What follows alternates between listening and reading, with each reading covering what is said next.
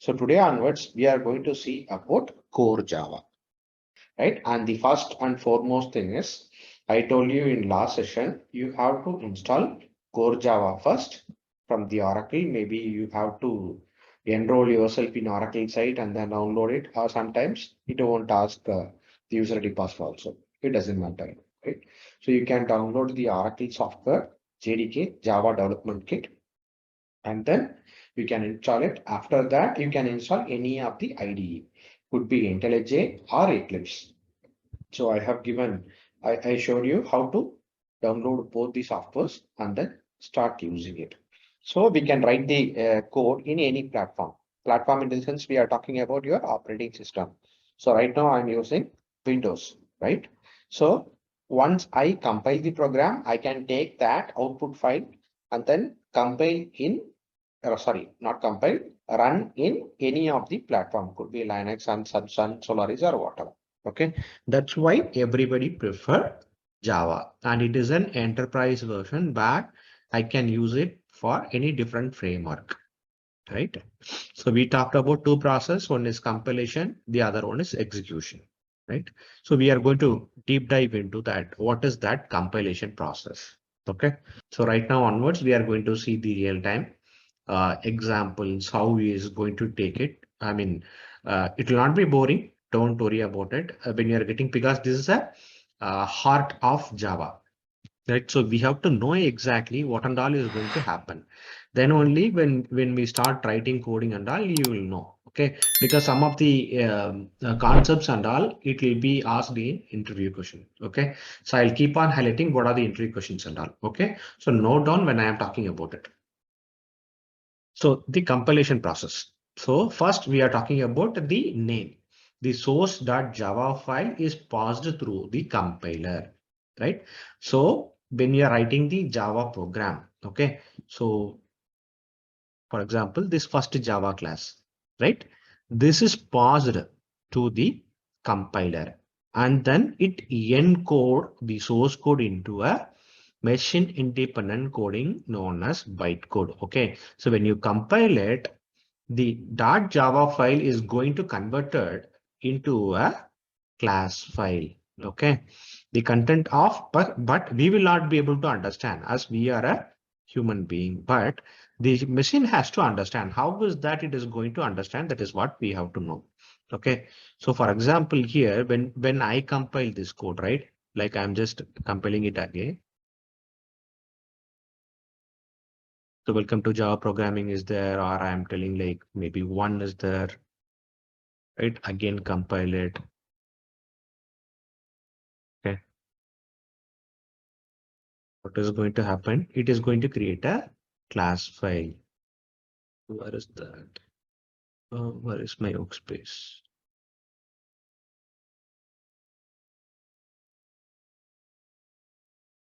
So here is my class files, right? For example, this first class just file is here. Where is the class file is residing? It is residing here. So you see here, today it is compiled. Okay, so this class file has been produced, created by our compiler. Okay, so that is called, we are talking about the compilation part. Okay, so Windows has compiled it and then created a class file in our binary path. Okay, binary is nothing but like where it compiles and put our source code. So that class file, we are going to take it and then put it in a what do you call the server where we are going to run it. Could be like Linux or Sun Solaris or whatever. Then that bytecode, that class file is going to picked up, right, by a class loader. I mean, these are all behind the scene. Okay, you have to understand like what is happening. That is why we are talking about it. Don't get confused. Okay, but we are not going to use this in writing the code and all. Pretty old, maybe before 5 years we have used it, but right now we are not using it. This is behind the scene, what is happening, that is what we are talking about. Okay, so the class file generated by the compiler are independent, right? Independent of machine or the OS, which allows them to run on a system. So to run the main class, that contains the main method. You saw there is a main method. Okay. So this main method is important for core Java or Spring Boot or whatever, right? It is passed to our JVM, Java Virtual Machine. So JDK is installed or not, doesn't matter. If JVM is there, that JVM will pick up your class file and then run your program in the target system. It could be Sun Solaris or Linux. So what are the stages? There are class load. Three stages are there. Class loader, I mean, where the class, your dot class file is getting loaded. And then it is going to convert your bytecode. That class file is going to be converted to your machine dependent. If it is Linux, it is going to convert into Linux. If it is Mac OS, it is going to convert into Mac OS. And then it is going to run just-in-time compiler to compile the program again and then run it. Okay, so it is going to check the syntax and everything. Okay, so class loader, bytecode verifier, and then just-in-time compiler. All three stages clubbed together. The class loader, we have like this class loader, which is written in C program earlier. Okay, right now also it is in C program only, which is not in Java. Okay, so the class loader, it will load your class file and it will do the bytecode verifier. So what is that bytecode verifier? We'll see. And then just-in-time compiler also. Just understand that Java is converted into dot class file, and which is going to, why it is, why we are using JVM instead of JDK, because of platform independent in nature. And what is the process behind it? We have three stages: class loader, bytecode verifier, and digit. Okay, just understand it. Keep in your mind. We will go through it and then we'll see. Okay, what is class loader? Okay, this is the syntax. I'm not going to write any code here. This is for our understanding purpose. That's it. Okay. In earlier, when you are loading JDBC and all, we are used to write this code. Okay, you have to load a class file, and then you have to load all those jar files, and then you have to use the compilation process and everything. And nowadays we are not using it. Framework will take care. But in core Java, this is happening behind the scene. Right? The main class is loaded into your memory by passing the dot class file into your JVM and then invoke it. Okay. So a class loader itself an object. So what is that object and class? That is, we will see in the next session. Okay. So for example, like you take a dog or something, right? The dog is an object. Okay. It has some methods and behaviors that we will see in the next session. Okay, so understand it. There is a class loader which has to load your class file and then do the bytecode conversion. So bytecode conversion is what? Machine dependent. Okay, so it is going to interpret that bytecode according to the target system. Okay, so we use class load verifier to load our that class file. Okay, and we are passing different parameters. So this is the class name, and then whether is there any references to the particular class or not. If it is that, we have to load it, otherwise ignore it. This is behind the scene. We are not writing any code. Okay, so there are two different class loader, right?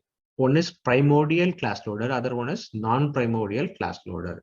So here primordial class loader is about the class loader, which is embedded in the JVM, okay, which is already there, which is written in C language. Non-primordial is about like custom.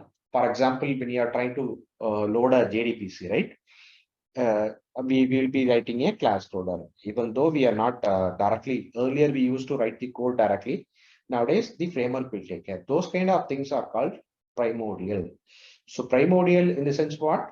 It's about the default C language, which it has written to load the particular class file. Non-primordial is about custom. Whatever you want to do it. You want to customize your class loader. Okay. So bytecode verifier. What is a bytecode verifier? Depends on your machine.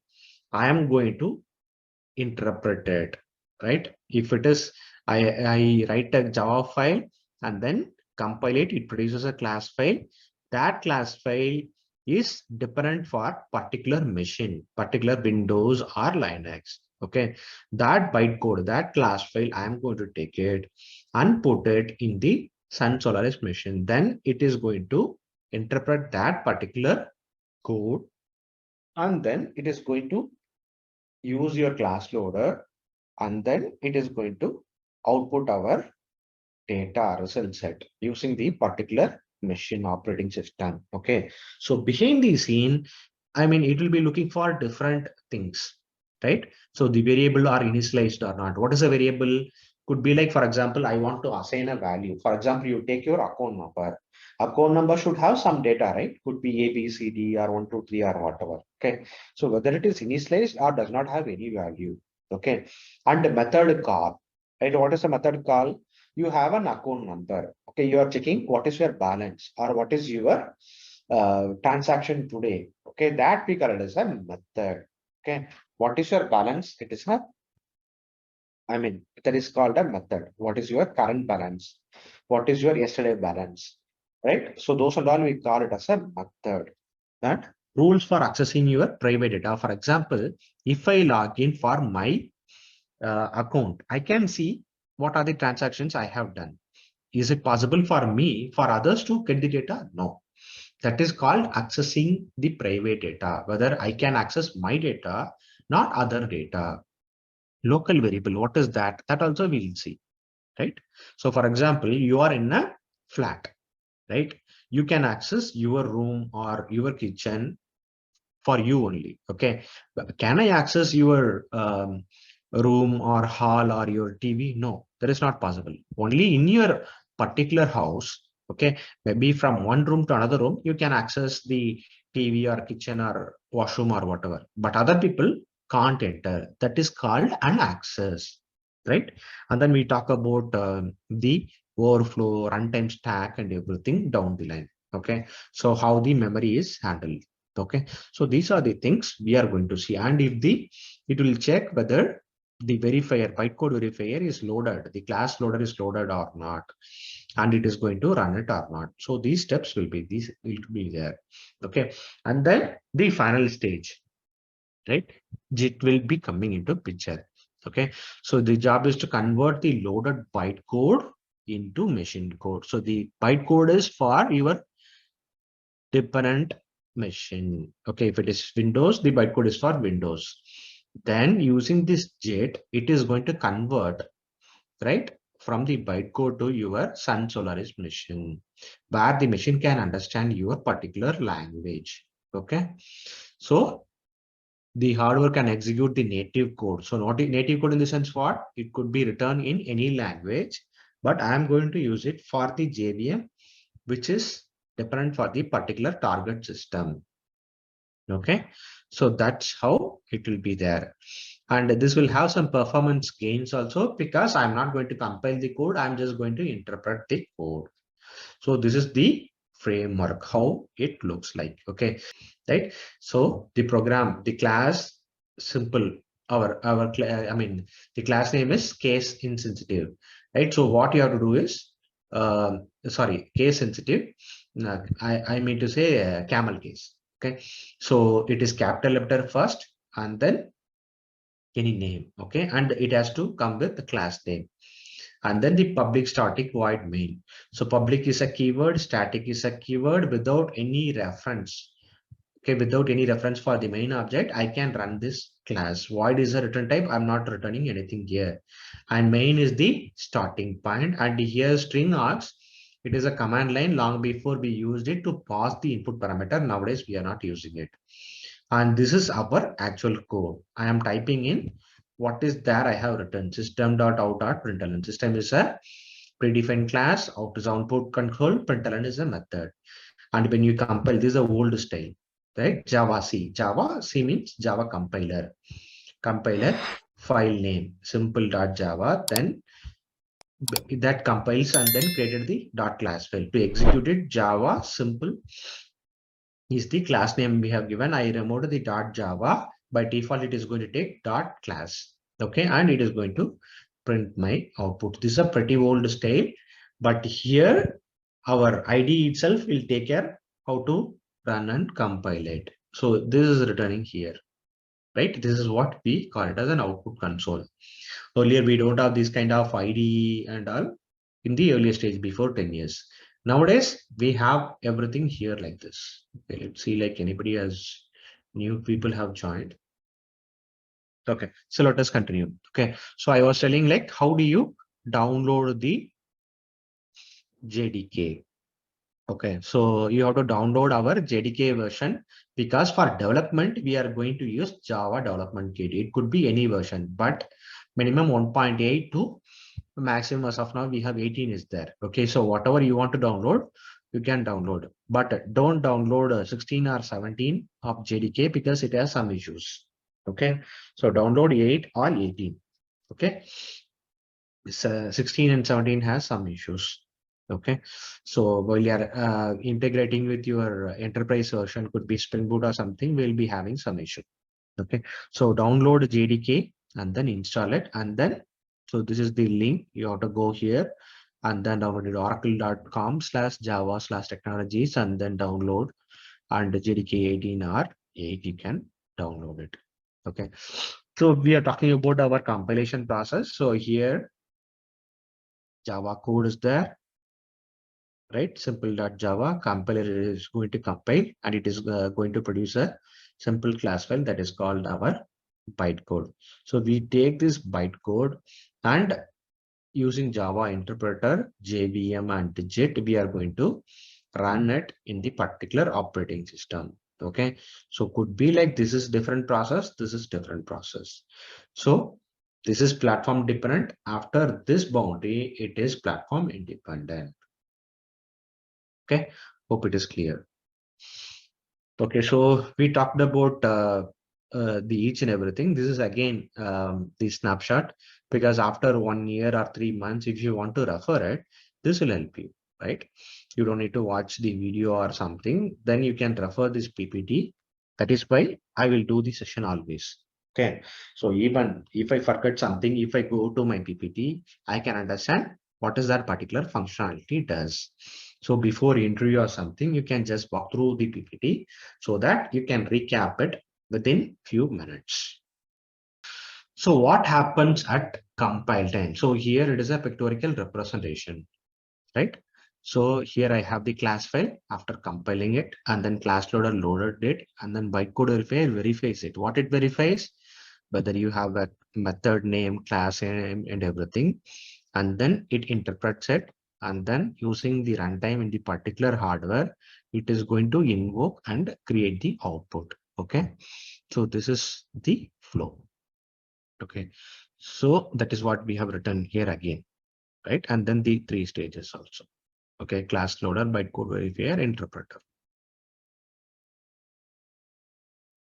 Okay, so when we deep dive into the next session, what we are talking about here, the bytecode verifier, like violate access rights and all those things, we'll see. Okay, we'll see more into it. What is a class object? I mean, this is a high level, what it happens when we run a program, when we compile a program. Okay, but when we deep dive into it, one by one, we'll come to know what it is happening. Okay. So what is a bytecode? It is an interview question. What is a bytecode? A bytecode is the instruction set for the Java virtual machine. Okay. As soon as the Java program is compiled, Java bytecode is generated. Java bytecode is the machine code in the form of .class file. Okay.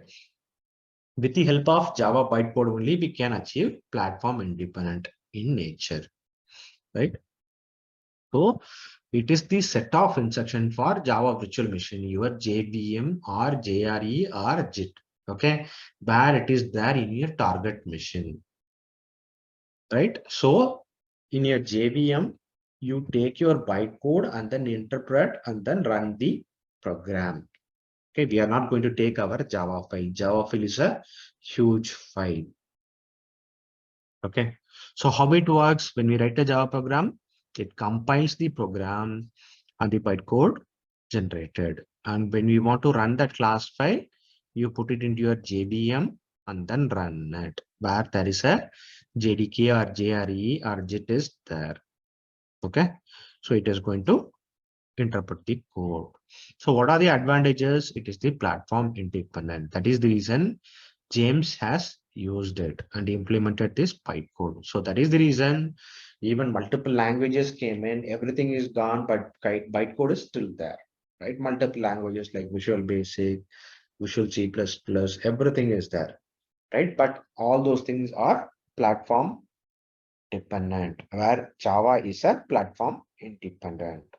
I compile and then run the program in any operating system, and it gives the set of instructions behind the scene, like what is a method, what is a class, what is the polymorphism concepts, everything is there. Okay, when we see one by one concept, you will know like why we are talking about Java is a backbone and it is everlasting from 1995 onwards. There is no death for Java at all, right? So that is the reason enhancement of code are keep on coming with the multiple framework. You can do a uh, plug and play with any third party system, right? I want to integrate with MySQL. I want to integrate with the Oracle database. I want to integrate with any third party library. I want to integrate with Angular. I can do it, right? So this is about our high level about Java bytecode. Okay, just remember Java is a platform independent because of bytecode and it interprets where JRE is there. Okay, so this is about the pictorial representation. Right, in any code where there is a JVM, I can take my class file and run it. So this is platform dependent, this is platform independent. Only one class file, I can run that code in any platform, right? So that's why we call it as Java is platform independent. Okay, so how is the directory structure are there? So I just have just to take a snapshot to understand, right? So our source path will be JDK. Okay, and then within that we have a lot of folder structures.